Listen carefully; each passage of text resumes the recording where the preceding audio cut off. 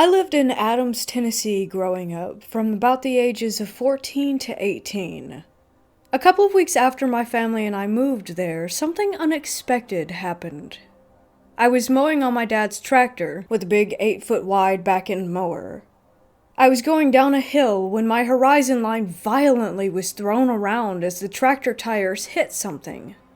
I disengaged the mower, pulled the tractor around at the base of hill that I had just gone down. My blood went cold as I looked up through the swath I had just cut, like a buzzer going down the middle of someone's head making a lane for the grass. In that lane were 4 Native American burial sites. My parents started reaching out to anyone who might be able to help us identify the graves. Anthropologists, historians, accredited people, etc. Those people unanimously agreed that these 4 graves were from the Trail of Tears. They corroborated this from what I remember because of how the graves were laid, very, very shallow, with a giant slab of stone where a gravestone would normally be. The fact that they were interned on a hillside to keep the water from sinking in and raising the bodies since they had to bury them so quickly, and many other reasons. I consider myself a very logically driven and rationally minded person. Basically, I let my empirical senses try to explain something before I'll open myself to other possibilities. Yet, there were things that happened to me and my whole family that we weren't able to rationalize with the scientific mindset, or with anything logical. Event 1 occurred when the activity in our house started shortly after the mowing incident. We heard heavy knocking and pounding on the brick outer wall of the house encircling the house. No matter where you were in the house, you could hear that sound. Some nights I would hear running footsteps accompanying the pounding. This activity happened nearly every single night. As the nights passed, I started feeling a heavy presence in my room. A suffocating one, like a heavy weight sitting on my solar plexus constantly. Whatever was happening decided to latch onto my sister and I. She reported tightness in her chest too, and would wake up violently screaming from scratch marks and pieces of her hair that had been pulled out. The scratches started happening to me as well. Event 2 is that things continued to escalate. One night I was letting my golden retriever go out to use the bathroom. We had a ranch-style house overlooking the Red River. The door we were exiting was on the back side of the house facing the water. As I open the door, I start hearing faint whispering, something akin to leaves being blown or scratching across the ground.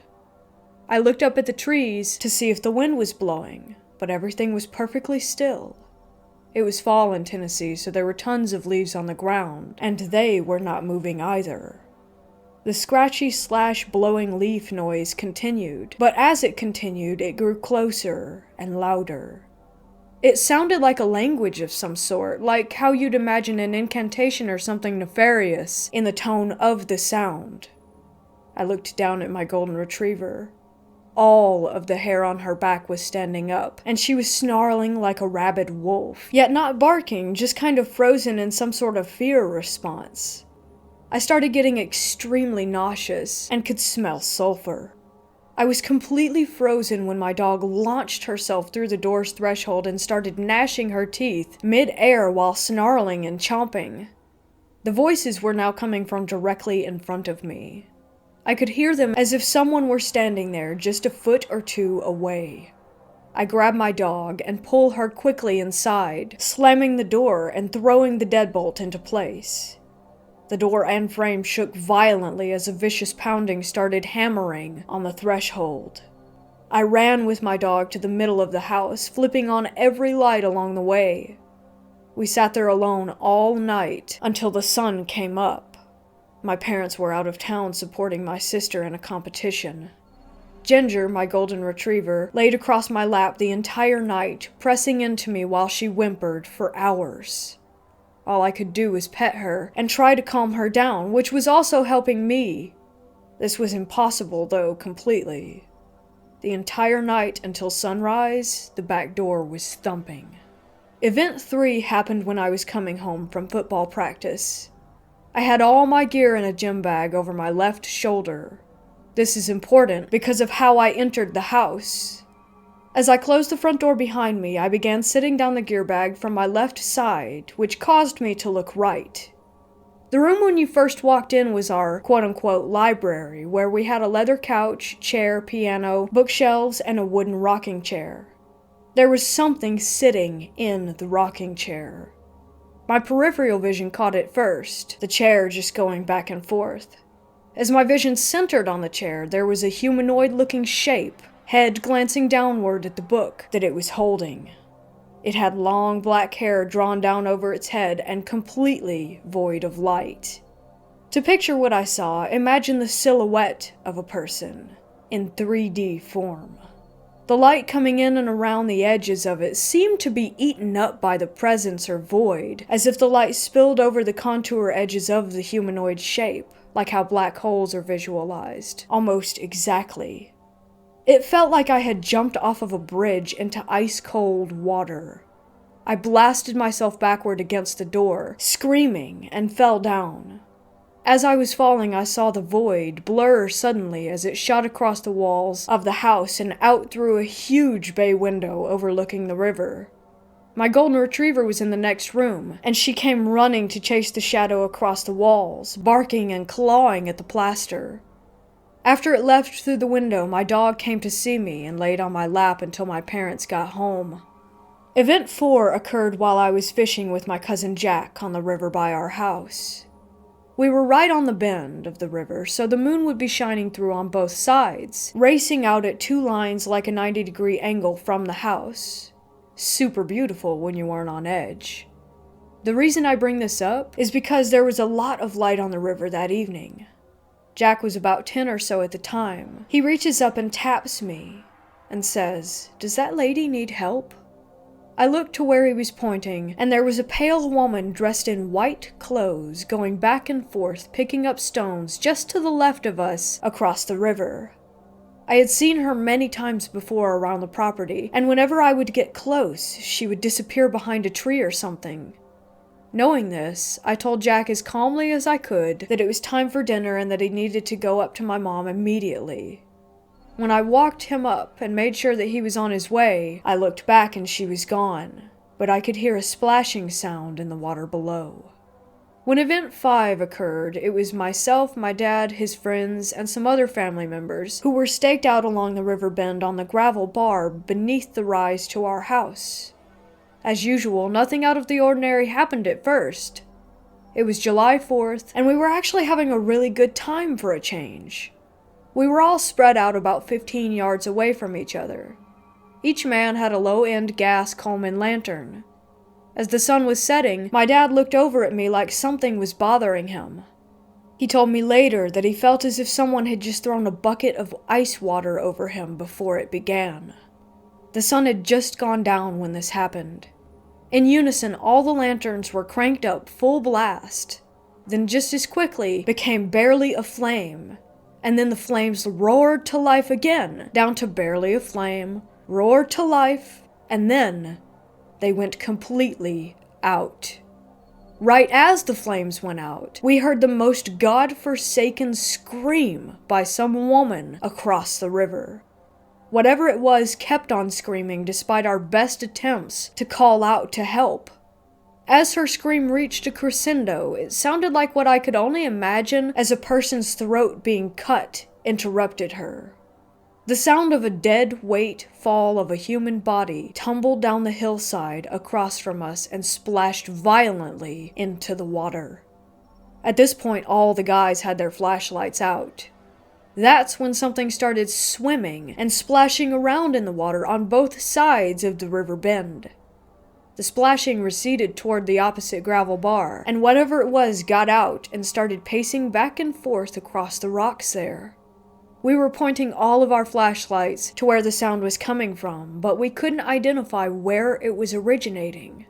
It's safe to say we were all running up the hill at this point. We all went inside the house, locked the doors, then gathered in the central living room. Nobody wanted to leave for fear of what might be out there. We stayed up all that night because the wall pounding was more violent than it had ever been. Bam. Bam. Bam. All Night like the ticking of some demonic clock. I didn't sleep for 2 days after this event. Event 6 came in the form of lost time. I was walking through the woods near the Bell Witch Cave. One moment it was completely sunny, blue skies, and about mid-afternoon. The next moment it was overcast and looked like it was maybe 4 p.m. I still have no idea what happened there. Event 7 was night terrors. Torture dreams, being held down and brutally drawn and quartered. Dreams of walking through the house and the void person placing their hand on my chest and pushing through my solar plexus, body violently shaking in the dream as if I were having a seizure. Event 8 happened as I visited the Bell House plantation marker in a tobacco field adjacent to my family's property. I brought friends to try and prove that something crazy was happening to my family. The rite of passage in the area is to go to the stone marker where the paranormal events happened hundreds of years ago, then dance on the stones saying, "I don't believe in the Bell Witch." I got them to promise they wouldn't do that while we went. Of course, the moment when we got there, one guy who doubted the legends in a massive way jumps up onto the stone marker and starts screaming, "I don't believe in the Bell Witch," as loud as he could. I got so upset at him. I'm the only one that knows the way back, so I said, "Come on guys, we're leaving." In this area it's known as the Tennessee River Valley, so there's tons of flowing water, etc. around these tobacco fields. The reason this is important is because of what happened next. We're making good time walking back across this crop field, hundreds of yards long. A mist starts rolling in from the river bends and begins to saturate the field. The temperature drops easily 25 degrees or so, and we start to see our breath. I begin to smell sulfur in the breeze. As the mist became a fog, it began. I started hearing this wheezy and deeply cavernous sounding breath all around us, like being inside a cave that was breathing. Out of nowhere, we started hearing these giant blasting sounds, and I realized something was walking on the chopped tobacco stalks. Side note, when they harvest tobacco, they use a machete and cut down at a 45-degree angle, leaving about 3.5 feet of brittle stalk poking out of the ground. When you step on said stalks, they disintegrate in a very loud way as they burst apart. This starts happening all around us, like an army of native spirits running around us like a bandwagon battle. The blasts were coming from every single direction in the fog. That's when I hear it. The deep cavernous noise turns into this giant, sniffing sound, like some Lovecraftian beast smelling its prey just out of sight. At this point, I yell "run" in pure panic mode. We take off across the field, trying not to trip and be skewered on the stalks. As we are exiting the field and our feet hit the gravel road, my lower center part of my back suddenly explodes in agony. I look down, and there's a massive rock lying at my feet, and I realized that I had just been assaulted. By the time I got to my house and examined my back in a mirror, the bruise was about the size of a basketball and was already turning black. And now for event 9. I woke up outside at about 3 in the morning. I was lying next to the 4 gravestones on the property. The night was awfully cold, but when I woke up, I was soaked in sweat.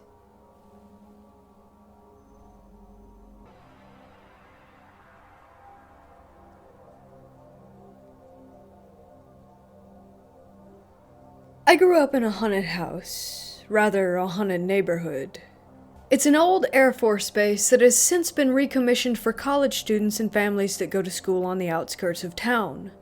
Growing up there, I have experienced many strange things, most of which I cannot explain besides it being paranormal. Even though I know a good bit about the paranormal or the occult, some of these entities proved out of my knowledge base. I've seen my little sister's double, seen multiple shadows in the house with a friend present, had things move around, knocks on doors when no one else was home or asleep, footsteps up and down the hallway, conversations that would mute when you got close to them, and so many other occurrences. and so many other occurrences. However, one of the creepiest ones always happened at the main bathroom. It had a small hallway branching from the main hallway. It wasn't very long, but I never felt safe there. During the night, even as a growing adult, I would run as fast as I could because I feared what was behind me. I slowly stopped doing so because I realized that whatever it was got some kind of sick pleasure from it. It slowly started to not feel like there was a presence nearby as much, but was still there. One evening, as I'm taking a shower getting ready for bed, I hear a knock, but not from the door. It came from the medicine cabinet, so being the curious person that I am, I peeled back the shower curtain to see some of the fog having been wiped off of the mirror. I started to take a closer look when I saw a black, slanted eye with no skin around it start to peek its way into my line of sight. I quickly hopped back into the shower and sat there back against the wall, not knowing what to do. I eventually turned the shower off and hauled ass out of there, still dripping wet. The next time I saw this thing, I was walking down the hall after getting home from school, and I'm the only one home. So I start to do what male teenagers do when no one was around. I hear some scuffling like dogs running around, and a door open. I ready myself for someone to be home, and as I walk out of my bedroom door, I hear a, "Hey," but muted and not a voice that I knew. So I start making my way toward the front door with my back to the wall, as I felt I might need to dash back to my room for safety. My mistake here was that I was facing the hallway that leads to the bathroom. I move over bit by bit, and I hear another voice, one that seems to be coming from the living room, so I take another step. Then I see something in the corner of my eye, like a hand pulling back from a corner. I couldn't make it out at the time, but it didn't freak me out enough until I got into full view of the hallway with this thing standing there in a grotesque way. Black slanted eyes, no skin anywhere, black claws, and smelled something awful, more of rotting meat than rotting eggs. I froze for a second before I saw it flinch, a little like it was coming for me, and I dashed back to my room, slamming the door behind me, only to get 3 knocks every few seconds. I don't remember what I said, but it was something along the lines of, "I'm not going to be afraid of you. You can't get past this door." And then it stopped. I waited there until someone got home, to which I went outside for the rest of the day, making sure I didn't have to use the restroom at night for any reason. A few months go by, and I'm still uncomfortable with this bathroom and the hallway, but not as much has happened since, so my guard starts to slip. One night, I believe it was a Friday night, I was taking a late night shower. Everything was going as normal, wash my hair, face, body, when suddenly the lights go out. There was a storm going on in town, and we were getting the weak part of it, so I didn't really think anything about the lights. I stepped out to turn on the lights and see if the house actually had power. Sure enough, the house did have power, but the bathroom wasn't turning on, yet the exhaust fan was still on. That's when I started to get really worried and turned the lights on one more time, and with no avail, and decided to keep my shower going in the dark. As I got back into the shower, I could feel something breathing on me, on the back of my neck, my shoulders. I felt a few brushes of what I hoped was just my towel and not something else.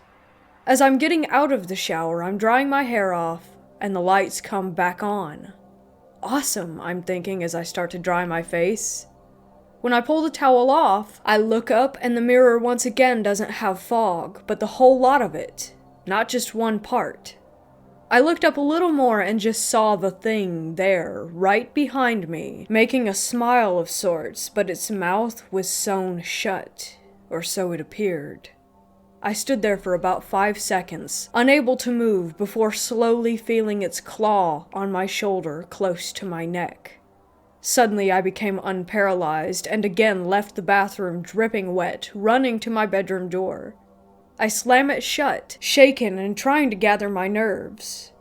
I hear a deep, yet simultaneously high-pitched sort of laughter, and then I heard the bathroom door close. I went to bed that night with the lights on, all the while hearing more footsteps than usual in the hallway. I've seen the thing twice more, but thankfully those experiences were nowhere near as scary as the one mentioned above, since I've learned to deal with it and how to protect myself. I haven't heard much of skinless humanoids, so this is one thing that has always stuck with me.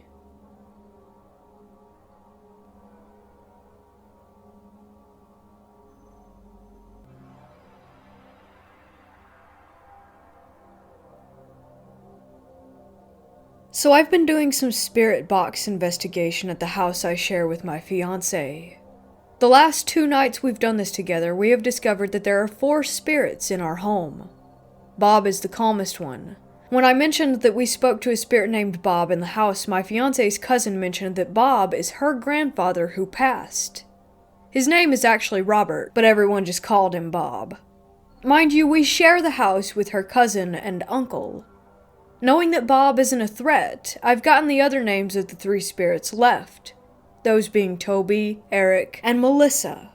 The female spirit, I can't say for sure if that's her name. Anytime I've tried to reassure the name, I don't get a response. And whenever I'm about to, it's like something is stopping her. She does indeed like to laugh, as she has done so 3 times in the last 2 days. Anytime I hear from her, she's giving a yes or no answer with occasional other sentences.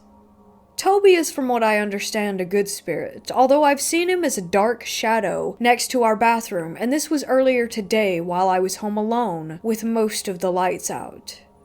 The main part of this story that I'm getting into now is Eric. So upon using the spirit box, about 20 minutes ago before the post, I had asked multiple questions, but I'm going to get into the more interesting ones. One of the questions I asked after I got his name was if he was a good or an evil spirit. I got no response, and then I asked if he was a good spirit. I get a response this time, and he says yes, very clearly. Since I know that demons can lie and try to trick you of what they really are, I decided to ask if he was lying to me. He responded once more by saying, yeah. I was then able to confirm that he is the one spirit who is demonic. Things started making sense at this point, as clearly today, when I was home alone, when my spirit box was on, I noticed our kitchen chair was knocked over, and I took a picture of it and sent it to my fiancée to show her. It also explained why I always felt uncomfortable and watched in our garage that we rarely enter now.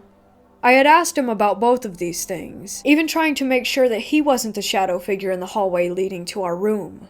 He told me that he wasn't, which led me to assume it was Toby. He did reply to me that the garage is where he hides at. Most of the talk that I had with him after was him saying, "Come." The female spirit as well was trying to convince me to go into our garage. At the time, though it didn't cross my mind that they were mentioning it, I was trying to ask where they want me to go. I didn't get any straightforward response about the question. I was told, leave me alone, or go, on multiple occasions today and tonight. Upon ending my spirit box session, I went to the kitchen to grab something to eat.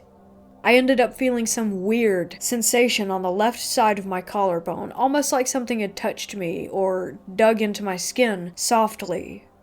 I went to the restroom to comb my hair and checked my neck and person for any kind of marks. I ended up noticing that there was a fingerprint on my collarbone. It almost looked the size of a young male's hand, or maybe a little older. I wanted to capture a picture, but when I went to do so, the marking was gone. All I know now is that there is something evil here, and there are more spirits than me or my fiancé thought.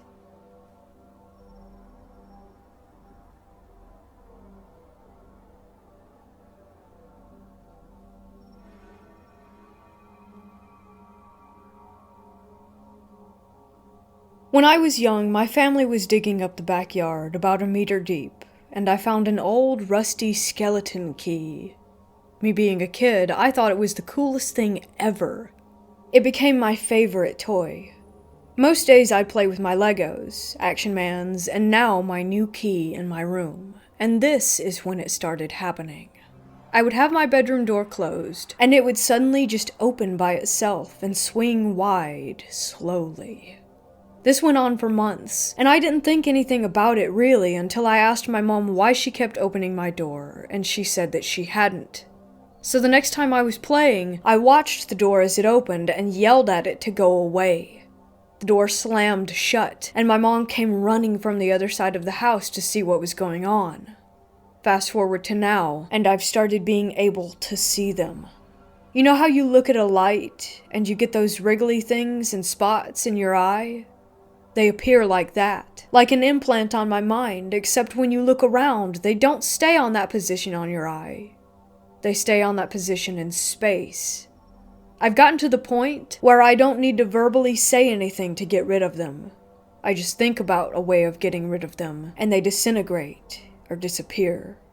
There are some, though, that are more powerful than others and take more effort. I just got finished getting rid of one at my girlfriend's house, and it was probably the hardest one yet. I had to picture the sun swallowing it whole, and watched as a miniature sun appeared in the room next to it and swallowed it as it was screaming. I've never heard sounds from them before, which is part of the reason I'm writing this. I've never told anyone about this. I don't think I'm crazy. I have a pretty normal life. I've never had any mental illnesses, and there's no history of any in my family. I'm wondering if there's anyone else out there seeing these things the same way I do.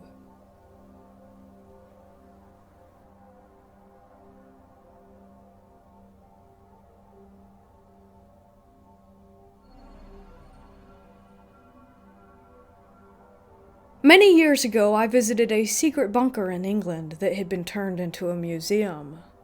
The only thing I knew about it beforehand was that it had been built during the Second World War.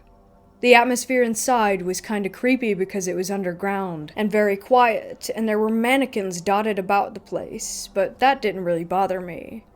What creeped me out the most was a feeling of being watched and followed by someone or something that I couldn't see. During one part of the tour, I was leaving one of the rooms when a desk lamp suddenly turned itself off. I was the only person in the room at the time, and the lamp was behind glass, so nobody could get to it to switch it off. When I got home, I did some research on the bunker and found out that TV's Most Haunted had done an investigation there once, and they felt exactly the same feelings of being watched and followed as I had. I'm a bit skeptical about ghosts, so I can't say for certain if my experience was paranormal or not, but it was certainly quite interesting.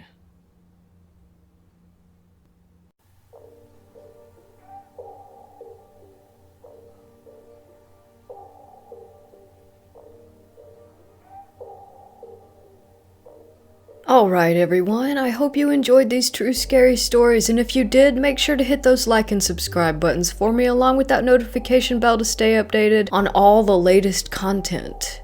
To have your own horror story featured, feel free to submit it to me via the email included below in the description. Also down there you can find the links to other playlists with lots more awesome creepy content for you to enjoy. Thank you so much for watching, and I'll see you again soon. Until then, don't forget to embrace the terror.